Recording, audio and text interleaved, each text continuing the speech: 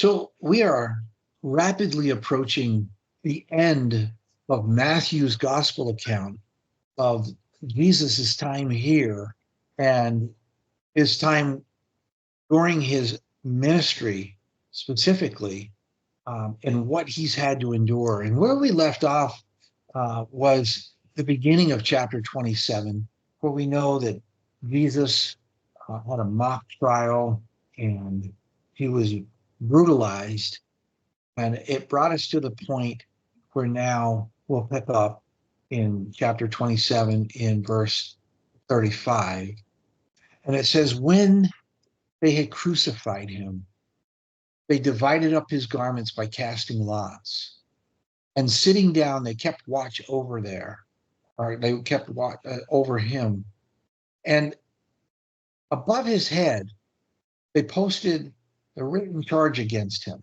Now, this was the charge that was brought up from his trial that put him on the cross. This is Jesus, the King of the Jews. Now, we know today that that is absolutely true, that was Jesus, and he is the King of the Jews. So the charge against him was the truth. And yet it's what caused them to put him on that cross. And while he was there, we know that there were two robbers that were crucified with him, one on his right hand and the other on his left. So they had Jesus in the middle, and they had a robber on each side. And those who passed by, they watched them and looked up. They looked at Jesus like the robbers, a sinner, a blasphemer. And they heaped abuse on him, shaking their heads and saying, you who are going to destroy the temple and rebuild it in 3 days, save yourself. If you are the Son of God, come down from the cross.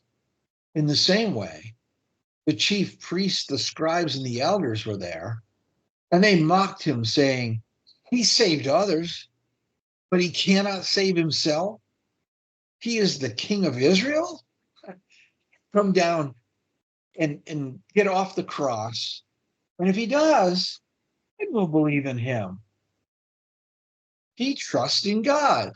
Let God deliver him now if he wants him. What they said was prophetic, if you think about it. Let God deliver Jesus if that's what he wants. And we know that God did deliver Jesus, not from the cross, but from the grave. And so they didn't understand. They didn't have a clue what was going on that day. And they continued, they said, for he said, I am the Son of God, which once again, we know is truth. In the same way, even the robbers who were crucified with him berated him from the 6th hour until the 9th hour. There was darkness. It came over the whole land. And at the 9th hour, Jesus cried out in a loud voice, Eli, Eli, lema sabachthani, which means, my God, why have you forsaken me?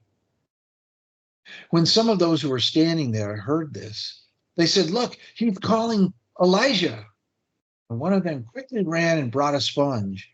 He filled it with some sour wine and he put it on a reed and he held it up for Jesus to drink.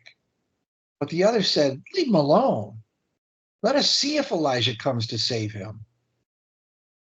But when Jesus had cried out again in a loud voice, he yielded up his spirit. And at that moment, at that instant, the veil of the temple that was in protecting between the holies and the Holy of Holies, where the presence of God had sat in the temple in Jerusalem, that great veil that went from the ceiling to the floor was torn right in two, from top to bottom. The earth, it quaked, and the rocks were split. You know, this was the Son of God who gave up his spirit, who was forsaken, who was alone for an instant, for the first time and for the last time. And he was experiencing that separation when he cried out. And the Father, who was filled with pain through this whole ordeal, well beyond what even Isaac would have experienced with Abraham when Jesus died on the cross. But think about how Abraham would have felt taking the life of Isaac. But God stopped that. But in this case, this was the sacrifice, the only sacrifice acceptable to the Father for the sins of all mankind. And the Father was crushed, and he is love, and he had to do this with his own son. The earth quaked, the rocks split, the tombs broke open. And at that point, right there on that day, the bodies of many saints who had fallen asleep were raised. Now, this is a phenomenon, miraculous, supernatural. It's something which is beyond human explanation, beyond our intellect. What we know, Jesus raised Lazarus from the tomb. We know that the lady who was walking out to bury her only son, Jesus came up and gave the son back to the mother. Well, at this point, we know Jesus, who said, I am the resurrection and the life, had given his life. And at that instant, he was no longer in this world the way he once was. The bodies walked around. It says that after Jesus's resurrection, after he was resurrected from the grave, when they had come out of the tomb, they entered the holy city and they appeared to many people. So we know that when Jesus, who is the resurrection and the life, just as Lazarus, just as this other man was given back to his mother, that there were those who were saints that, according to God's purpose, they came out of their tombs. They entered the holy city. They appeared to many people.